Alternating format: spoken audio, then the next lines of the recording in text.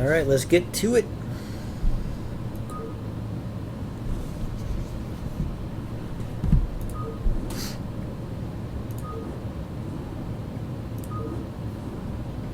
What we got today?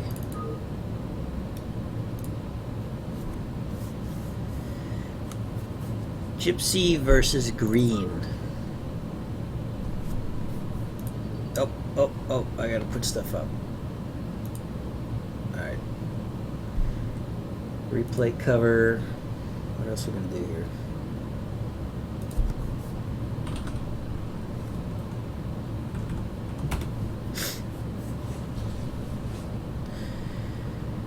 Alright, welcome to the Pan American Team League Season 1, hosted by Psionic Reaver. It's very exciting.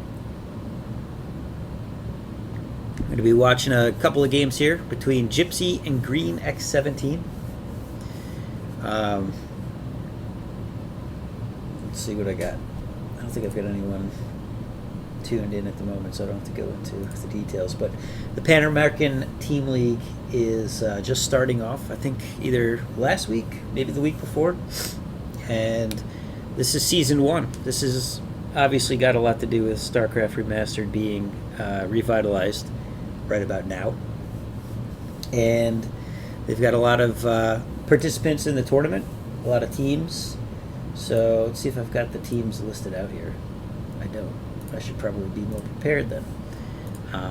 Anyway, it's the Pan American League, which means it's basically Mexico, or maybe it is South America and North America. I don't remember.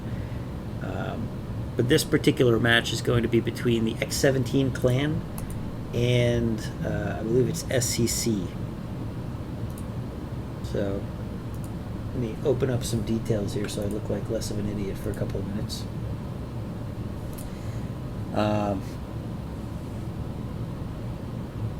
Yeah, we got SKA, SCCB, SKB, CSG, all of these names.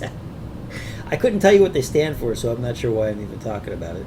But this is going to be X17 versus SCCA, so they're A team. And again, Gypsy versus Green is the series. It's a best of 5.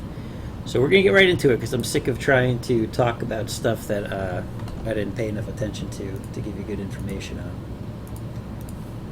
Let's get up to speed.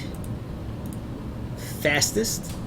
I love how they've got these settings like anyone has ever played on normal, ever. I don't know if there are any special buttons in StarCraft where I can bring up like the units made and lost tabs. I would imagine somebody's going to make a mod for that at some point, but for now I don't have that, but we do have the APM. That's pretty much all we need. So we've got ZVZ, which probably means it's going to be a pretty quick set of matches, at least that's what experience in the past has shown. It's very rare that you get up to like that plaguing defilers on a stack of mutas or some crazy Hydra versus Hydra. But we will see. I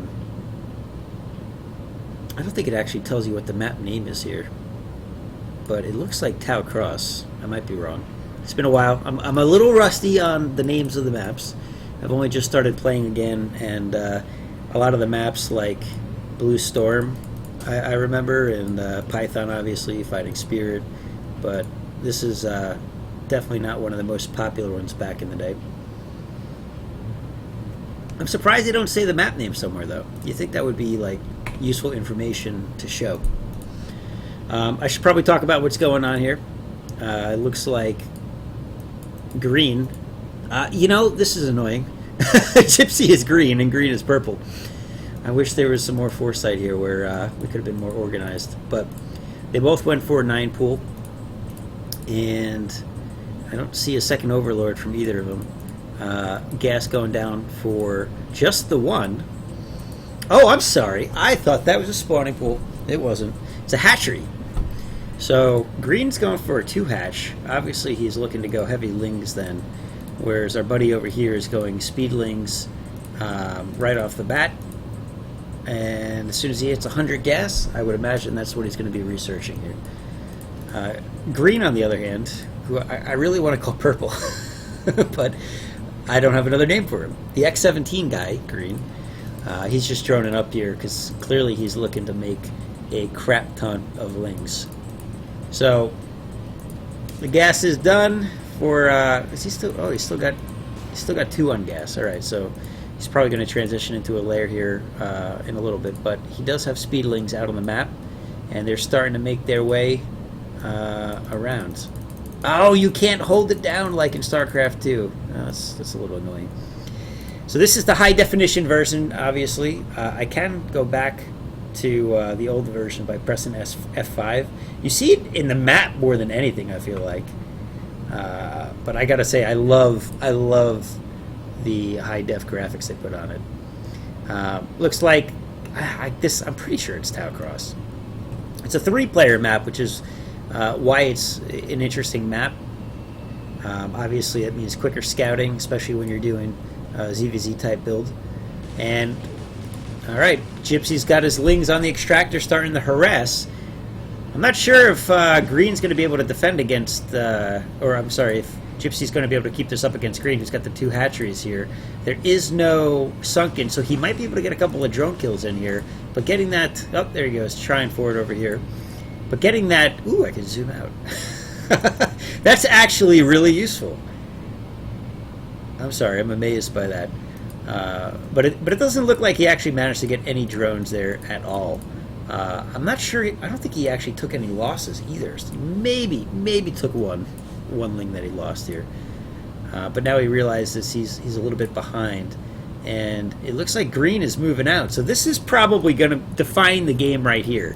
We've got Aspire going down, and he's not creating a sunken yet. I don't know what he's waiting for. He's got the minerals for it, but he's not going for it. And Green is on his way with a significant force of little guys with little tickling arms on them. I love that. Nice concave here to try to block the entrance. That's only going to hold them off for so long, though, and it breaks down really easily, as lings obviously have very low HP. He does morph the sunken in time while we were off screen looking at the tickling fingers of the Zerglings, and a second sunken is on the way. So mutas are about to get here, which now means that the defense of Green is looking super weak. It's unlikely he's going to be able to break this with the amount of lings that Gypsy's got, along with 2 sunkens. And with the Spire about to finish, as long as he doesn't supply block himself, which he almost did, by the way. I mean, that's going to be really close timing. I think the Spire is actually going to finish first.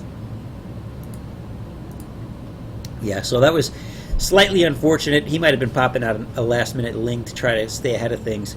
He could actually only make 2 muta right now anyway, because he's only got, what, is it 8 drones mining? Because he made those last-minute sunkens. But this is it right here. We got 2 mutas popping out. The damage has to be done right now, but he's got a solid block, and very good idea here of just using the lings to surround that sunken to avoid taking damage there. He's doing the same with the drones on the other side. I think he's going to hold until the mutas pop out, and then he could probably just run the drones around. Well, yep, yeah, there's no way that Purple's taking this out. He needed to focus down at least one of these 2 sunkens, and because he didn't do that, I would say he just lost the game. He's trying to throw it on an evolution chamber, but the problem is he's going to lose all of these drones before anything can be made, or he's going to use those drones. That was a smart cancel there. There's no way you need a 3rd hatchery right now. But he needs to use those drones to make a couple of spores. I think Gypsy's figured out that all he's got to do is attack these drones and it's game over.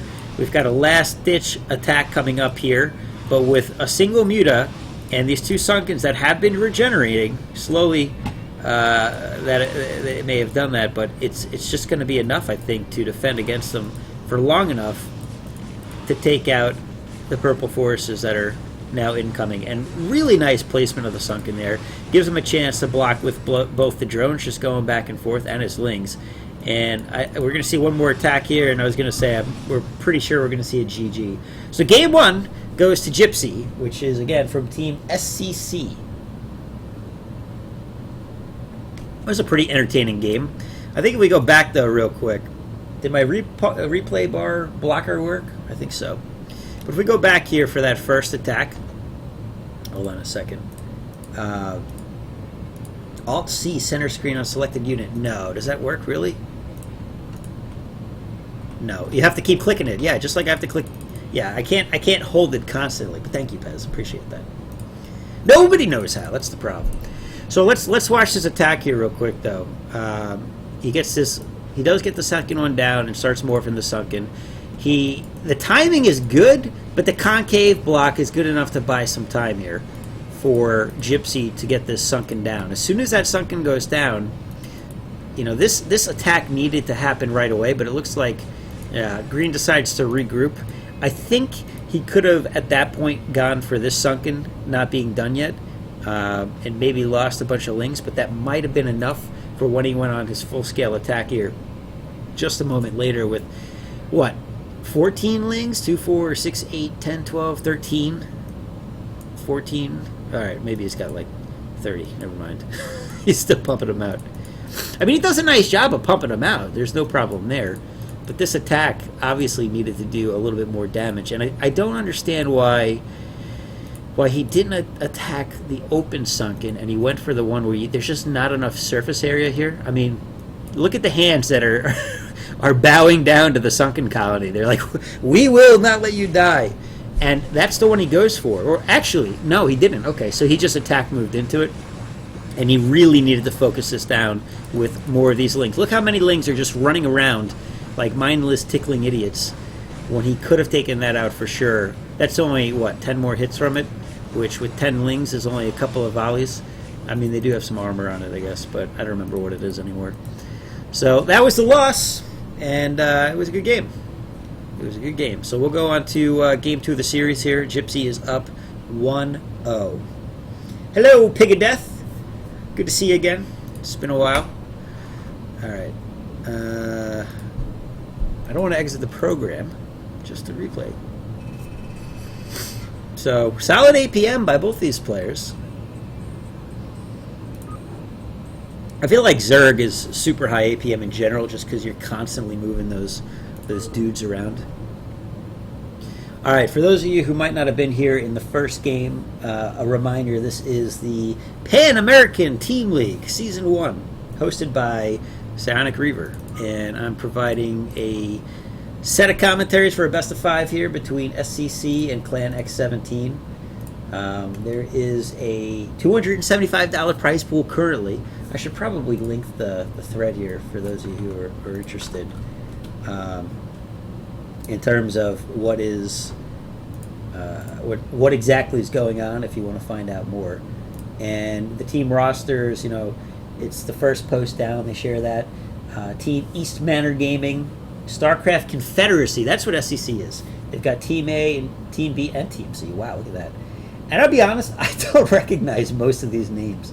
Team Sold, Serial Killers Team B, the No Autism Squad. Clever name. Team A and Team B. Team ASES. I don't know what the hell that is. ACES. But it's not ACES. Copyright infringement and all that. Got to be careful. It appears that it's actually... Oh, I left my little thing up there. Replay progress. Now you know my secret. We've got Team Condavilla Server Games, Team Lord, Team X17. X17's probably the best known. Team Worst Clan Ever, which has a name... Two players of names I remember, actually. Kawaii Rice, who's streaming lately, and Xeris, which I don't know if that's the same Xeris from... Duran Xeris from back in the day, but he's in there. Save Our Sevils Brigade, okay. Disturbed Mind, Fire and Ice, I should say. Team Cute Small, all right. And Team Vex. So, again, only a couple of names that I recognize on here. Game 2. So, this is a best of 5, but these are team matches. So, I guess I should have mentioned that earlier. So, Game 2 is Robot Vulture versus SCC Lumiere. And again, SCC is the team that's currently up 1-0. I think zooming out is actually a little bit better in general for replays. We'll see how this goes. We're on fastest. All right. And it's a classic TVZ.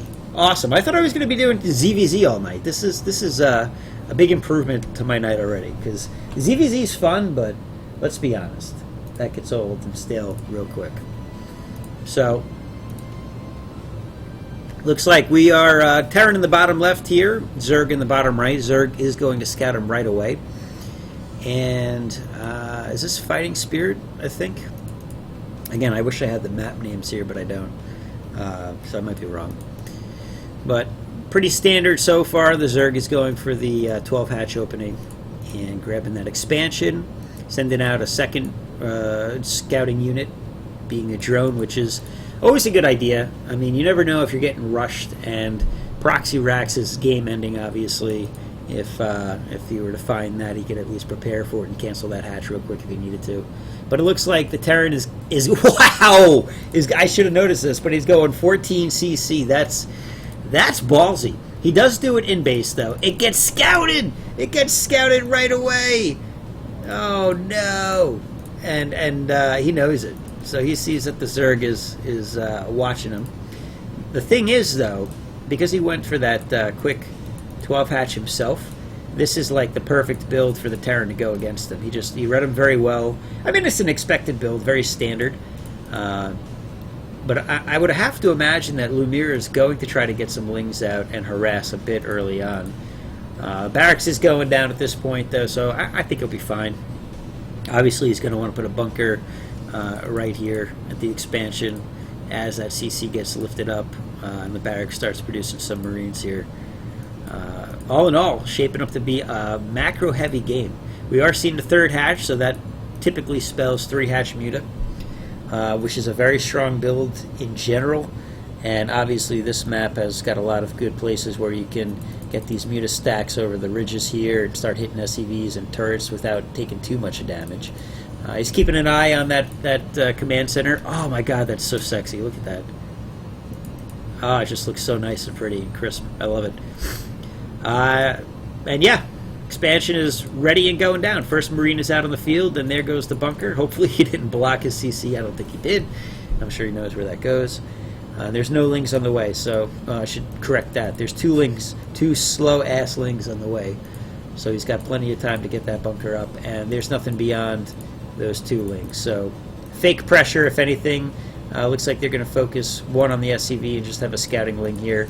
He's going to see that front door real quick and back up. Obviously, he's not going to be able to do much of anything. He might be able to run around here and get into the main base, but with Marines continue to pump out and a very obvious bio build coming down from the Terran player, he's not going to see very much and not going to get very far. I think he's going to end up having to wait for that muta pack being done, and I'm sure he's hoping that he can get them out before the turrets go up, but obviously Robot Vulture over here understands how this game works and will probably be making some turrets before that can happen. APM looks pretty solid across the 2, both over 250, which I think is my mark for decency. Of course, later on, we'll see how much that drops, and then you find out what people's real APM is. I love it. I love the spam that goes on in the beginning. Yeah, I have 400 APM too the first 5 minutes of the game. But when you get to like minute 15 and all of a sudden you're like, yeah, it's 75. That's when you find out who's really fast. Spire going down, and the Zerg is prepping for his first batch of 9 mutas here. Should be wrapping up drone production in the next round or 2. Typically, as this gets about halfway, I would stop making drones. He's got to make a couple overlords too to be prepared, but he's in pretty decent shape. He hasn't had any harassment. He's been free to do what he wants. But again, the Terran is in a very strong position, having gone for that 14 CC. It's one of those builds that really pays dividends because you pump out that much more SCVs early on, and that mineral flow just stays ahead all game long. There's the eBay. See when he throws down a turret, looks like he's got a couple ready to go here, or they're just lazy SCVs. Never mind. Usually you see a couple out here. It looks like the Terran is going to head out and possibly keep the Zerg player honest, but no, he's even got, is that a fire bat? He's got a fire bat out too to avoid a mass ling hit. So he's playing pretty conservative here actually. It's rare to see a fire bat. Well, I mean, you can use it for the sunken break too, of course, to absorb an extra hit. The Marines only take 2 shots. The fire bat gets you a 3rd hit usually. But the SCVs are helping to block those lings. Operation Meat Shield in effect. And with the medics, they're pretty effective with that 60 HP that they've got. Don't go out too far. Oh, did he get... No, we didn't get the kill. somebody else. But this is always an important move right here from the Terran, keeping the Zerg player honest. Otherwise, you would only ever have one sunken, and the mutas are out. But forcing them to invest 2 more drones and another, what, 50, 75, 125 minerals in the buildings is important. Not to mention he threw down another Evo chamber just to block. But the mutas are heading out to start the harass. Looks like he's got about a pack of... I can't grab him, which sucks, but I would guess about 7 or so. I don't think he made a full round of them. We'll see as they separate. He does get a couple of kills here though as they head back, and now we get to watch how good Lumir's Muta harass is. Yeah, there's another 2. I would have guessed he was around 7. He's probably just at about 9 right now. And the SCVs are a little slow on getting to that turret, but it looks like nice defense there with the Marines powering through and 5 SCVs on repair. They end up getting a Muta, which is very painful. You know, what happens is you have this critical mass here where if you don't have enough Muta, you stop one-shotting SCVs. We'll see if he does. No, he's still one-shotting the SCVs, which is good. But obviously, as you get too low, once it starts taking you a couple of hits to take out an SCV, not worth. You're just going to lose so many to these Marines here when they stim up and when that range kicks in, which I can't tell if he's got it or not. The Muta harass continues though. He does get an SCV that was building another turret, and great location to harass because that was a hard to repair location, and he's having to pull these SCVs up to the other turret line. Now the Marines are heading out in the meantime, going back across the map. He's trying to use the Lings to defend the Fleck here a little bit, buy himself some time. He's probably going up to... not going up to 5 sunkens. He does have the Hydra Tech on the way, though, so Lurkers should be incoming. Just get a quick check on that. About 80% of the way there. He's going to have to buy himself some more time here, though, because the Lurkers take some time to morph as well, obviously. He does have the minerals and the gas to get him there, and the supply. So he's just waiting on that to finish, and it's almost done for him. The real question is, what is Vulture going to do? It looks like he's actually looking for an expansion here, seeing if there's a sneaky third. Sneaky third or a cheeky third? Maybe one and the same. Oof, that's painful when you miss that shot. On the plus side, he's got these little high ground walls here to try to play off of. Vulture's got to do his best to stay away from those and stay out into the open. Even using these trees, when you're under these trees, there's a 30% chance, I think it's 30% chance to miss. Oof. Another Muta lost. I think he lost 2 in that exchange. Does get a free medic. I didn't even see the medic there. It was well camouflaged with these other stacks of bones. The Lurkers are out, though, so he bought the time he needed. He really needs to get a third base going here, though, and he looks very low econ here. But it might be enough if he can get some good Lurker hits, which he's going for. And beautiful using the Lurkers as just some backup for the Muta harass. I got to imagine we're going to see science vessels coming out of here pretty quickly. He's just getting the science facility now, so he's going to have to rely on that scan. He's got a lot of energy saved up, though, so he should be in pretty good shape until the science vessels pop out. We are seeing the third hatch, or the third base, going up at this point. 4th hatch, I guess. And Defiler Mound has started. Where's his hive? What? I thought you needed hive to get... Oh, that is a hive. What? That looks like a lair. Did they change the graphics for the hive? I've played a bit, but I haven't noticed that. I thought the hive still looked the same. I wonder if that's a replay glitch. That's odd. Anyway, Defiler Mound is on the way. See if he's got any upgrades on these Lurkers. No, he does have the Evo chamber. He's not researching anything, though. Looks like Brown's heading out here. Vulture's making Marines, and he's going to the top right to see if he can take this out. Great Lurker placement here, right at the top of the ramp. That sucks to try to break with just Marines. Basically, you can't. Spoiler, you need some tanks. Or dropships. Dropships work too. And it looks like the first couple of tanks are on the way, unless he's got some in the dropships. He does not. There we go. Tank number 1. Welcome to the fray. Muta's in the meantime trying to continue to harass and pick off units where he can. Trying to click on other ones to see. Yeah, we got some kills on him. 2, 4, 0, 4. That's probably the same one. I'm probably clicking the same 3 over and over and over. Marines in the middle, a little clumped up. That seems dangerous, but The defilers aren't out yet, so he's got some time. I would imagine he's making them, though. Research and consume. That'll be nice for sacrificing his Zerglings for some energy there. Obviously, like the most important thing you need on the defiler. And here's the first one. He's heading out. He's got full of energy. He just ate 3 lings and throws down the first swarm. And oh no, the Marines! Oh, they weren't paying attention. Oh, they weren't paying attention at all. Oh, your brothers are all dead. They all took spikes up between the legs, which is the worst. That's probably why lurkers do so much damage, because the spikes go right up between the legs. They're very pointy, and that's where the armor is weakest. We all know that, right? I mean, except in like World of Warcraft, where the women orcs, all they wear is just the bottom piece, the bottom bikini piece. But yeah, these guys don't have that in their spacesuits. They need that hole so they can go to the bathroom. I totally missed a drop, though. In the bottom right, I was busy talking about how Marines pee in space. It gets cleaned up pretty well, but it looks like he did a lot of damage here. He got the Defiler Mound, which is not game-ending, but a big deal. Looks like he's... Oh, and the Spire. He got the Spire, too. Not that he's using the Spire very much. And I continue to miss things. Or maybe not, actually. It looks like those mutants just got caught there. So, give me a break. It's my first time observing in like 10 years, or however long it's been.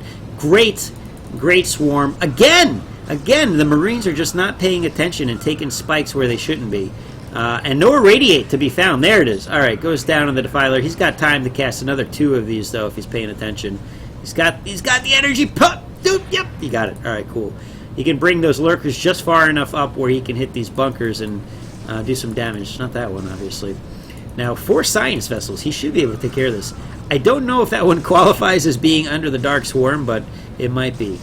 No SCVs. Even if he had SCVs, they might get taken out by the spikes, so it probably makes sense that he let that one go. Irradiate's going down on the lurkers, though. They will take out a lurker from a full health lurker all the way out from a single irradiate. Same for pretty much every unit outside of, I believe, Overlords. I'm not 100% sure on that. It's very rare that you see Overlords. Another drop coming in here. Overlords irradiated, but Ultras too. Very nice pull on the drones. Getting up to the Sunkens here. Oh, but the Spire is going to go down again.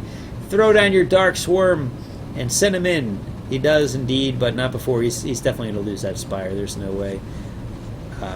Yeah. And on the plus side, though, he does protect these drones. I would imagine we're seeing another Spire built. We are. Defiler Mounder back, and we're just seeing Scourge now. That's exactly what I was looking for. So manages to take out the dropship there. Big push coming across the middle here. Lurkers just hanging out in the open. They're pretty useless when they're not underground, so thankfully he pulls them back before too much damage can be done. We do have another Defiler here with just a little bit less energy than needed to throw down a Dark Swarm. Hopefully he consumes before it's too late and at least throws down a Protective Swarm. He does. Not before killing a couple of his lings anyway from the Irradiate, but gets down 2 swarms just in time to stop the push and buy him some time to pop out a couple more Defilers, and he needs more lings. In the meantime, a 4th base is being taken here, and pretty well macroed. We've got some lings hanging out here looking for a hidden 3rd, but none to be found there. We do have 6 science vessels out on the field, and he's got a solid spread. So we're not even going to see any hero plagues and hero mutants today. It's just, that's not a great group to go after. The Scourge, though, if he can keep taking them out, he'll be in good shape. Looks like, curious what the energy is on these guys. Pretty low. I would save, it looks like he's saving a couple here for Defilers, which is definitely the right move. Oh, Tank's taking a little bit of damage. Good swarm. That's great timing where the lurkers are already moving into it, and he throws it down just as they get there. But there goes the next Irradiate, and he's hitting the Defiler or lurker here too. All of the Defilers are hit except for these 2, and they're a pretty expensive unit, so he's got to keep an eye on. There's not much he can do other than build Scourge, and his gas count's high enough where it looks like he could do some of that, but obviously he wants to save that for lurkers and Defilers. Great catch on these Marines here. That I was going to say that last spike's going to catch a couple. Free Overlord if you want it. Nope. Okay, fine. We'll just walk right by it. Doesn't matter. Vultures making vultures. That's cool. Moving on to the next group over here. And yes! The old Science Vessel Eraser trick. I love it. Oh, Burrow, though. Burrow does protect against this. There's nothing you can't irradiate the burrowed units with the radiate on the outside of the world. And unfortunately, he doesn't have any energy to take out that Defiler. Although, well, another 2 Science Vessels will do the trick. Scourge, though, taking out a free vessel there. He was being a little too cheeky there, hanging out over the base for that long. I would expect some Scourge as well. But overall, I would say Vulture's in a very strong position here. He's making the mech transition. This is a very popular transition to be making these days. Back in when I was casting originally in the 2009, 2010 era, you would see people stay on, outside of Flash anyway, you would see a lot of players stay on Bio for the entirety of the game. But I think a lot of players have found that if you can get mech and do it right, the Vultures and the Spider Mines is incredibly strong. And these Science Vessels are doing some good damage here, but just leaving them naked all the time. What are you doing, Vulture? You gotta keep them over the Marines at least, so they can take out those Scourge. Vulture's out on the field though, just kind of chilling. Another Science Vessel comes in and taken out again by Scourge. Here we go. You went right by him, dude. Oh, that's unfortunate. It looks like he was focused on protecting the back line and missed a golden opportunity to probably get 3 more Science Vessels. Let's see if he throws down an Irradiate on a Scourge. That's when you know you've got too many Science Vessels. Oh, Defiler is trying to drop some Dark Plagues, or Dark Plagues. That's a great combination. Dark Storms before it's too late. Oh, we do get a solid Plague there, though. Wow. He gets 2 of the Science Vessels and a lot of the Marines. And while that doesn't seem like a big deal because of medics, if you let the medics heal during this, they completely run out of energy as they try to heal through the Plague. And then they become fairly useless for some period of time until they can build that magic back up. But oof, those one-hit wonders here. Going for the Eraser again. Great Burrow, though. I'm impressed. Lumiere is just on top of it. He does lose a couple, but he is on top of managing these drones. Unfortunately, he does keep taking a little too long to have Scourge out in the area. But with that, he takes out pretty much all of the Science Vessels. And we are seeing the benefit of mech right here as these Ultras eat some very powerful Spider Mines. He's going for a slight counter. He does have the economy here to handle this. You really want to get that 5th base up, though, at some point. Have that 5 gas running where you can basically infinitely produce these Ultras.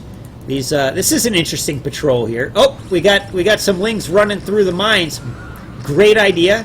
This is basically the best way to clear out mines. Oh, he gets all the medics in one hit. I love it. I love it. Very nice. And the Defiler wants to get in on the action here too. Throws down a Dark Swarm for like 3 Marines. Got to protect those Ultras with their 3-4 armor. Does he have the upgrade going? Oh, he doesn't have the Evo Chamber upgrade. Okay, so he's just got. So he did get the Carapace upgrade, but not. He's just 1-1 basically in regular upgrades. Well, that'll be good enough for a little while. He does go for the counter here. He's looking to take out the entirety of the top left base. I think Vulture's going to get there in time to defend against this. There's hardly any units for the Zerg players, so this shouldn't be a problem at all. But Dark Swarm is scary, and it scares away the tanks for a minute here. I'm wondering if he's going to be able to get... No, there's no way he's going to be able to get that down, but in comes the defense with some follow-up 8 Lings. Okay, that's probably not going to get him that far. He does get all the way into the base to take out the SCV that's building, which is beneficial. But with that Defiler going down, he's not going to be able to do much else here. He's either going to have to consume one of these Lings to throw down the Dark Swarm, or, nope, he had enough to make him cancel. So that works. And this is not how you want to send in Marines, one at a time. Typically, they die to cracklings and Ultras pretty quickly. But he should be able to clear the rest of this out without too much of an issue. Free tank out on the field, though, for these Lings. If they can seal the deal, they can't. But they do continue to take out Spider Mines, and again, that is a huge, huge benefit Floating barracks doing some scouting here across the board. He does go for the 5th base, by the way, but we have to get ready for the next engagement. Ultras are on the tanks, eating some mines, but it looks like for the most part they're in good shape here. Ultras can actually attack spider mines as they come in and take them out before they go off, but it looks like he was just a half-second too late. Lings being super effective again, though. Very expendable units going after those mines, but the Ultras do get cleared out. Not before some damage was done, though. And the Zerg is not in a bad position as he looks to take a 6th base here. Getting a little greedy. That's in Terran territory, but he's going for it. I think he thinks he has map control, but if you look at the Terran line here in the mini-map, it doesn't feel that way. It feels like the Terran actually still has pretty decent control, both with spider mines out on the ground and these barracks just floating around to see what's going down. And the Lings, they're not bunched up enough to take out those spider mines, unfortunately. But let's see if this Defiler can make it happen. We've got Ultras in the mix here again. Defiler is set up to throw down about 2 Dark Swarms. I think, what are they, 100 or is it 75? I haven't played in so long. Those mines, though, they surprise you every time. Vultures going in to take out the hatcheries, but Vultures don't do damage to buildings. Unfortunately, they basically just, if you watch, their projectiles actually bounce off. And I think they do like 1 damage of indentations. Alright here, what do we got? So we do have a lot of Lings being made, sticking with the Ultra Ling tech, which is basically late game Zerg, so that makes sense. Terran, see the upgrades on his mech. 1-1. I'd love to see those armories spinning a little bit faster. We've got some SCVs looking for a job. The economy's tough, you know. It's a difficult place to get a job. But the mines are probably the hero of the game right now as they continue to take out, or at least do large amounts of damage to the Ultras. We do have a big attack gearing up here, though. Mines, man, I gotta see if he sees this. I wish there was a hotkey for me to do this. Oh, that's not the one I want to do. He does see what's coming, and he scans it too. So we're just going to watch this from Vulture's perspective for a minute here. Goes out, grabs a couple of units with irradiates. Beautiful idea on the Ultras, actually. Plague goes down and hits 2 of them. But second Plague hits another 2. The reason the Ultras are a good idea to irradiate, especially the low hit point ones, is because you can kill those. But they actually act as an eraser themselves, where they'll take out Lings. They'll take out the Defilers if they're too crowded around.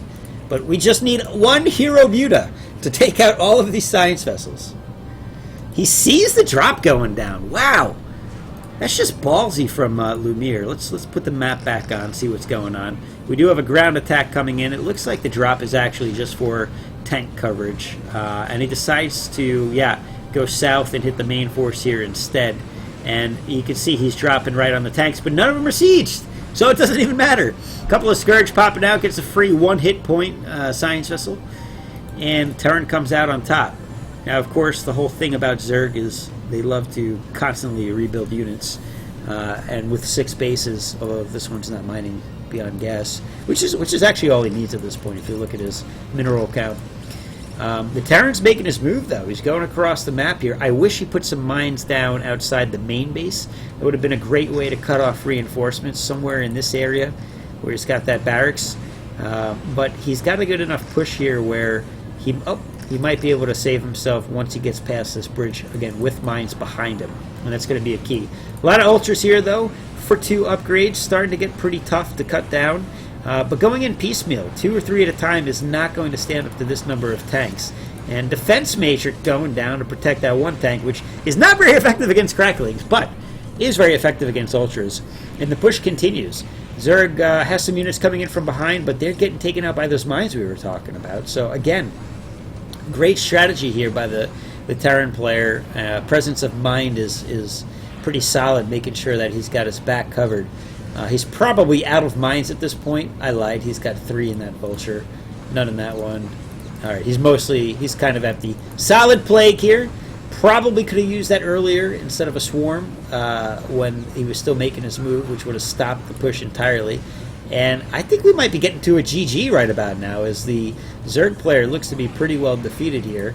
And I think SCC is going to lose this match. So x17 will be going 1-1 unless he can stop this push. But it doesn't look good.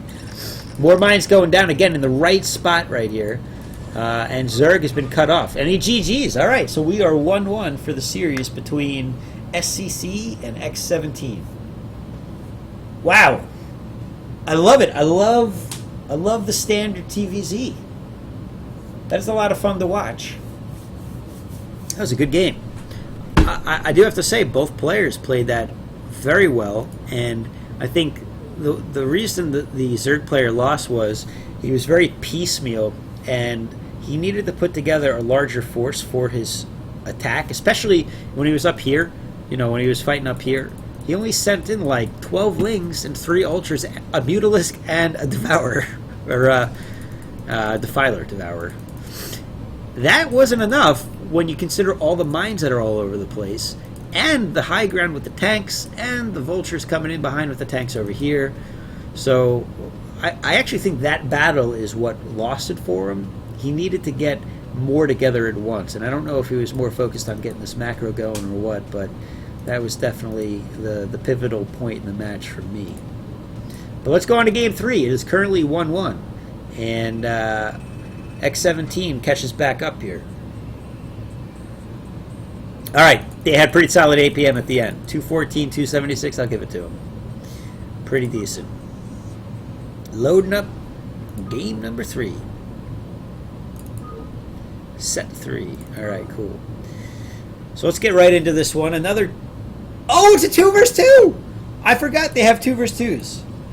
So there was a poll in whether or not they wanted to have 2 versus 2s allow a random player. I think they voted against that. So I don't know what it's talking about, but we're getting into it. We've got a Protoss and Terran against the Zerg and Zerg. x17. No, P and Z versus T and Z. Okay.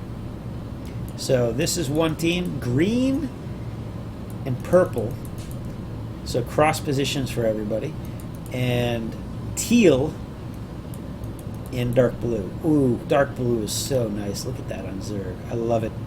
I want to be dark blue all the time. Purple's okay. Teal's okay. Yeah. It's not the same, man. That blue is so nice. But yeah, it's going to be interesting. I do not remember what map this is. So I'll have to look that up later. I don't think I know this map. No, I know this map. I don't remember what it is. This is interesting. They've got the eggs here positioned to stop an easy wall off. Cool. Very, very interesting. But we're going to see basically rush tactics in a 2 versus 2 like this. Everyone's going to get fast lings. Everyone's going to get that zealot popping out of their gateways and marines coming out of the barracks. In 2 versus 2, it's very fast paced. So we do have a fast gas going down. My guess is he's going to go for quick medics. It's possible, but not probable, that he'll go vultures. I think it's unlikely with the Protoss in the base. Oh, I love it. I love getting to see the team talk. Why are they not on Discord or something? What is this? What year is this? Oh, we're playing Brood War. That's right. It's 1997. That's not true. Brood War wasn't out in 1997. StarCraft was out in 1997. Brood War didn't come out to what? 99? Something like that. Anyway, we've got gas going down here. We are into speed already, and he's still got 3 on gas, so he's planning on getting some further tech, it looks like. Let's see what our Protoss buddy's doing. He's making zealots, because, you know, that's what Protoss does. What does Protoss do? Make zealots, especially when it comes to 2 versus 2. We've got speed on the way for purple as well. Throws down a proactive creep colony. I like it. And we see a layer coming down from blue, which is scouted by purple. This is all important information. And it looks like the first units are out on the map. We got the probe going with the zealot. That's going to allow the zealot to 2-hit Zerglings instead of the typical 3-hit. Nice little trick that you can use. Nope, never mind. He's not bringing the probe. Yep, fakes. Cool.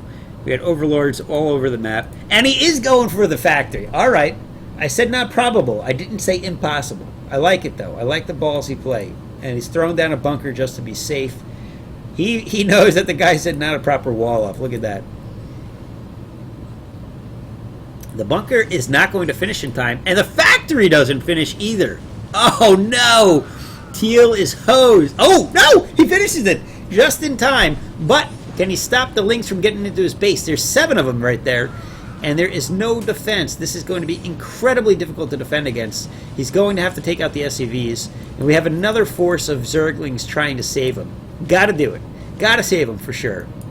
In the meantime, ooh, I like this. Protoss is protecting Blue. Blue does a ton of damage early on. He stops any attack from coming his way. Protoss defends Blue. Blue goes Muta, and that's going to be a big pain for Purple to deal with.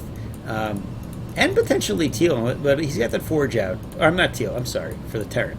The Terran is not going to be able to afford an eBay anytime soon. And these Lings, they're just going to harass as long as they can and maybe get another SCV. Nope. This is a solid block right here. It doesn't look like a big deal, but it stops him from running around the backside of the minerals. And that is really going to stunt the harassment significantly. He can try to get through here, but he can't with these SCVs mining.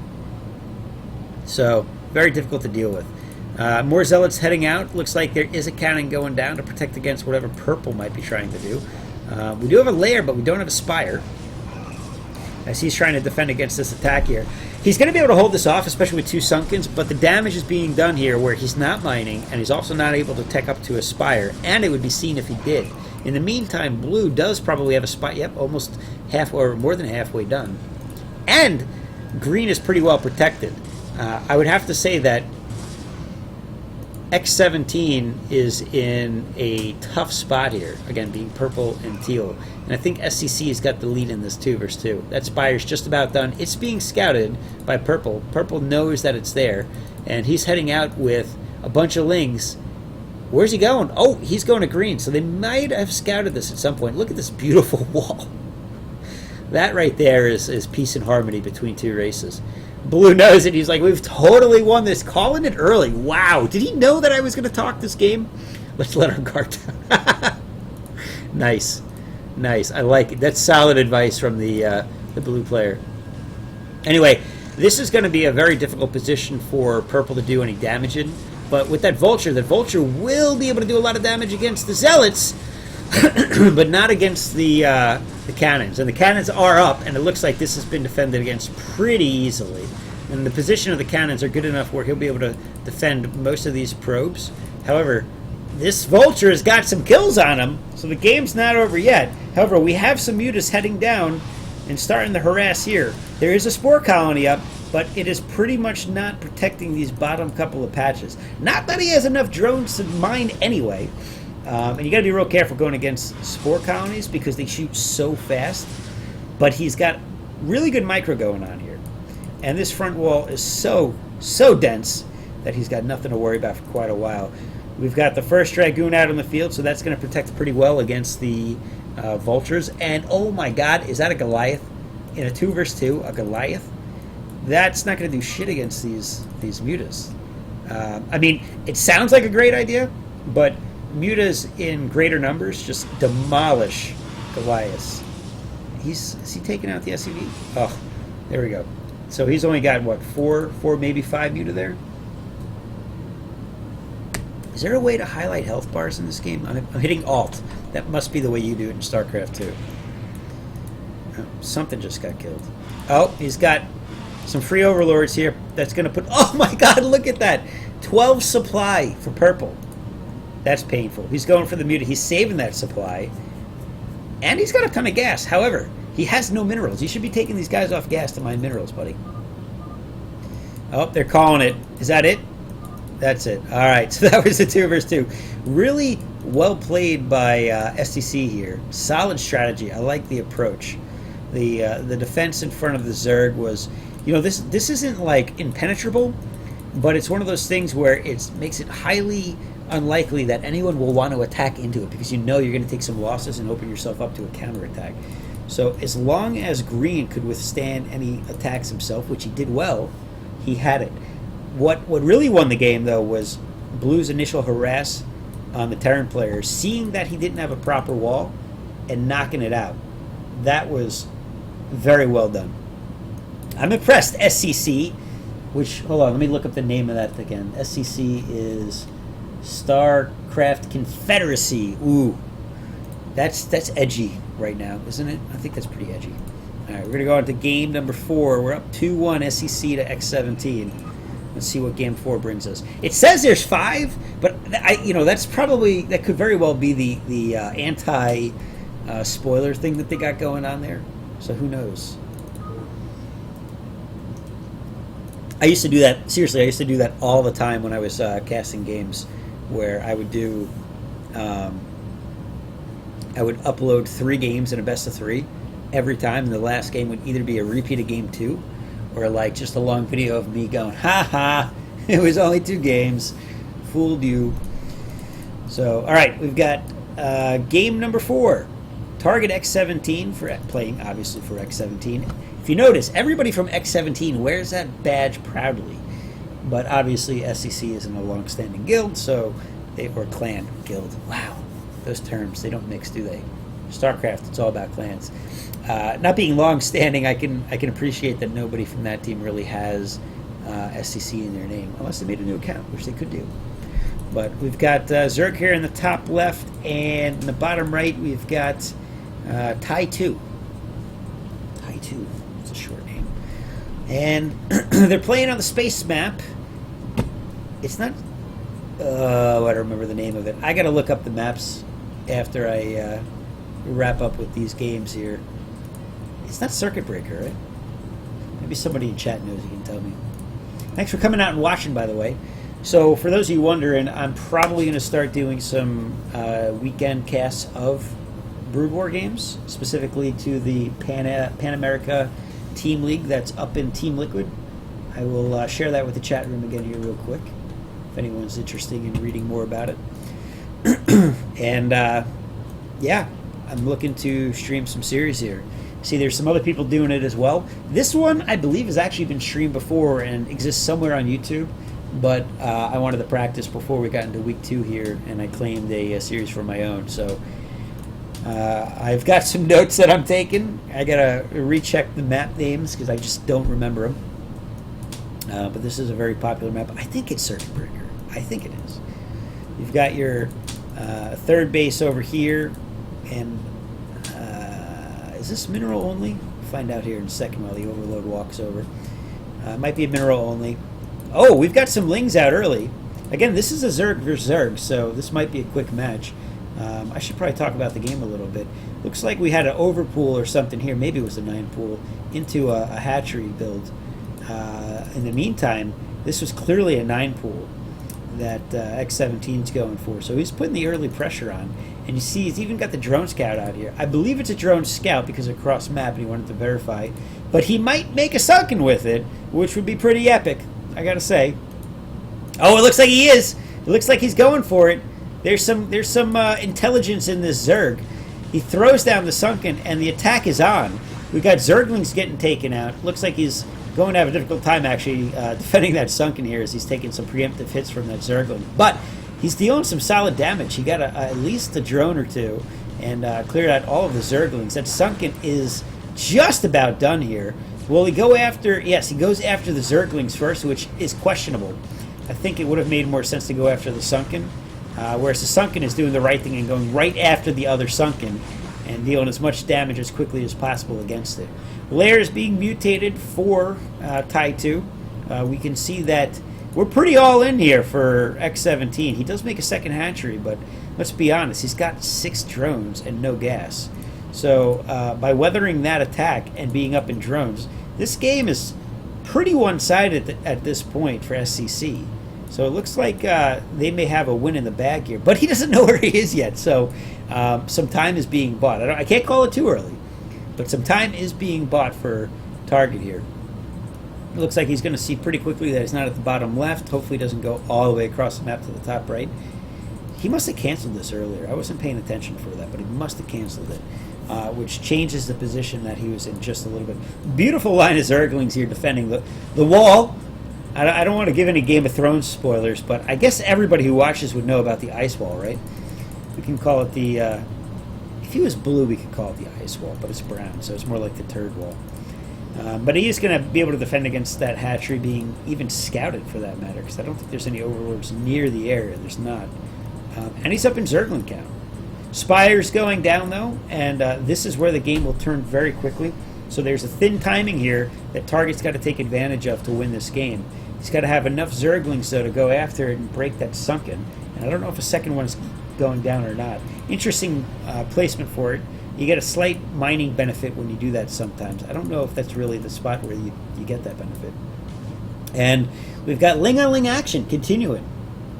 So x17's got to get a win here to move on to the 5th game, unless they play him out anyway. But again, tie 2 is in a great position. It's a lot of lings, though. A lot of lings. Are we going to see a second? We might see a second sunken. There's the front end one. This sunken's at a pretty decent spot too. It's hard to get a concave. You got to run in here, and you can clog this up with drones pretty quick. Although that spire might put a wrench in things. We'll see. Target's looks like he's staying all in. Yeah, he's not making any gas. He's going in for the kill, and he is not going to get past there. This is going to be a tough sell. But he's got a very solid concave on this. And look at all these lings doing nothing. What are they doing? He loses the sunken, but he's up in link count, so it looks like he's going to be able to defend this pretty easily. Yeah, tie 2 takes this for sure. X17, Target's coming back out with another set of them, but we know Muta are on the way. Or about to be, right? We got a couple of Muta, or one Muta on the way, unless he's popped a couple out already. No, I don't think so. Oh, he doesn't have the minerals. Okay, he's got some Scourge, too. You're not going to beat those Scourge, buddy, I can tell you that much. However, he never got a scout, so he doesn't know what's going on here, so you can't blame him. Scourge is fine typically in, Muta versus Muta, but you might as well just plop him on that Overlord right there, because they're not going to do you much good beyond that. Some more lings coming out, and one Muta's heading over. All right, cool. He's going for the scout in the meantime, setting up his own wall, his own ice wall. Teal is a little bit closer to an ice wall, and this is what you do with 200 APM when you're, or 250 APM when you've got nothing else to do. We do see a spore ready build, and that one Muta is going to town. Let's see if he can kill a drone before that spore. Yeah, he does. He gets one. That spore is going to be done before he gets 3, though. He should get the second one, though. Oh, no. Oh, yes, he does. He's get 2. Very solid. A lot of lings, though, too. All right, so he made the tech switch, and I don't think Target's ready for this. He doesn't have a sunken, and he's down a link count, and GG's right away realizes that the writing's on the wall. He can't beat this. He was just too far down in economy, and SCC takes it, which I believe puts him up 3-1. What's going on, Sal? All right, so that would be game 4. So let's see what the hell game 5 is, because I think that means SCC is up 3-1. In a best of 5, that would win it, unless maybe they play them all out anyway. The timing would be good because I'm about out of beer. All right. They fooled us, guys. That was it. All right, so they don't play out the 5th game. This is Circuit Breaker again. Target versus tie 2. Same positions, same colors. So that's it. SCC wins it. They take the series in week 1 of the Pan American Team League. Very nicely done by SCC. Very solid play. I got to say, I was impressed by pretty much all of their players. Let's see who else played week 1. We've got SCCB versus SKA. You know what? I'm not going to read off all the names because they're all acronyms that I can't remember anyway, what they stand for. So, all right, cool. That's going to wrap it up for tonight. I don't think I've got anything else that I want to cast today, but what I will be doing is in the future here, casting the next few series and posting them on YouTube. So if you can't catch it during the cast, hopefully you'll be able to see it on YouTube. The channel will be back up and running somewhat. And if you like Brood War, definitely the place to go. Thank you for stopping in, everybody, and have a good night.